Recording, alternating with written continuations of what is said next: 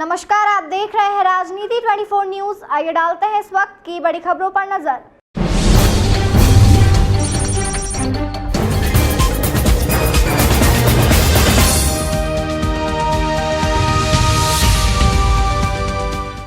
Youth and community empowerment council YCEC और WICCI Madhya Pradesh की state president Nivedita Chauhan द्वारा और सुप्रीम कोर्ट ऑफ इंडिया अधिवक्ता अभिनव मिश्रा के सहयोग से रविवार को इंदौर में नेशनल कॉन्फ्रेंस का आयोजन किया गया।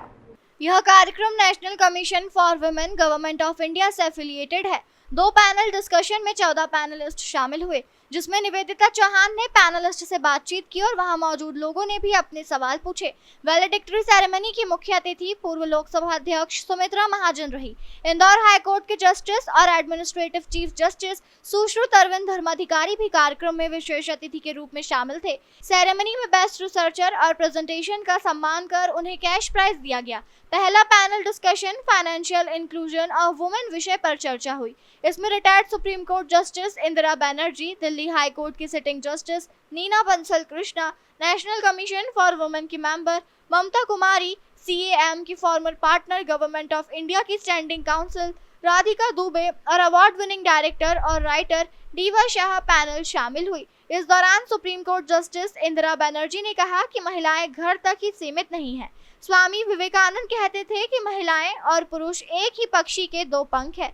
दूसरे पैनल डिस्कशन में पद्मश्री अवार्ड से सम्मानित अंतर्राष्ट्रीय एक्टिविस्ट और academician पैम Rajput, Delhi high court की सिटिंग जस्टिस रेखा पल्ली, MP की IPS और special DGP Anuradha Shankar, NCW की chairperson Rekha Sharma, TV network और इंडिया टुडे की senior journalist Aditi Narayanan, Phoenix legal partner Neha Naik, Scindia कन्या विद्यालय ग्वालियर की प्रिंसिपल सुषमा स्वराज, स्त्री शक्ति सम्मान 2022 से सम्मानित निशी मिश्रा, चीनू काला फाउंडर रुबांस ने हिस्सा लिया।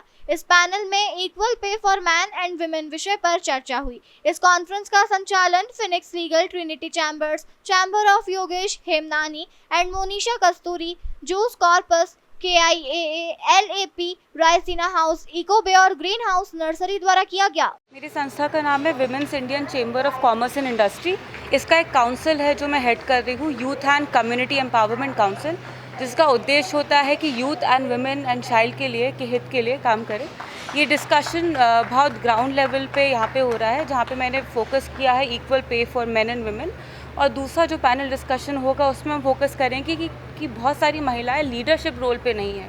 तो तभी हमने जो विमेन एट द फोरफ्रंट जो मेन थीम है, तो हमने पैनल डिस्कशन में जो महिलाएं एट द फोरफ्रंट है अपने अपने क्षेत्र में, अपने अपने सेक्टर्स में, उनको मैंने स्टेज में एकत्रित किया है और वो इन मुद्दे पे डिस्कस करेंगे।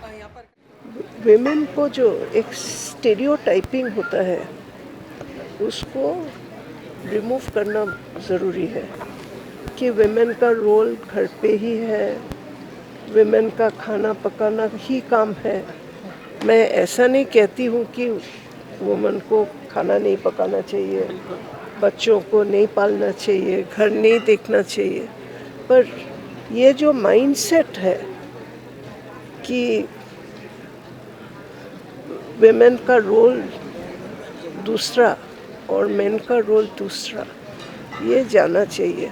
और ये जब कम्प्लीटली चले जाएंगे, बचपन से बच्चों को सिखाना चाहिए कि घर पे जैसे माँ भी इम्पोर्टेंट है, पिताजी भी इम्पोर्टेंट है। स्वामी विवेकानंद, यहाँ तो शारदा माँ का फोटो है इसी हॉल में।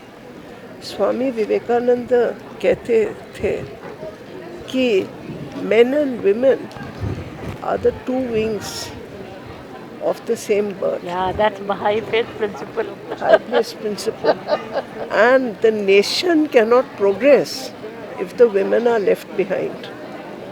आपका 50% अगर पीछे पड़ा रहेगा तो नेशन कैसे प्रोग्रेस करेगा? उनका see, many of our mothers, they were not even formally educated. My mother was formally educated, but my grandmother, let us say, she was not formally educated. कितना अच्छी लिखती थी, इंटेलिजेंट, घर संभालती थी, इंटेलिजेंट डिसीजंस लेती थी। तो अगर सब मिलके डिसीजंस लेंगे, मेन और विमेन साथ साथ चलेंगे, साथ साथ डिसीजंस लेंगे, तब तो कंट्री प्रोग्रेस करेगा। वर्तमान समय के अंदर देखी जा रही है कि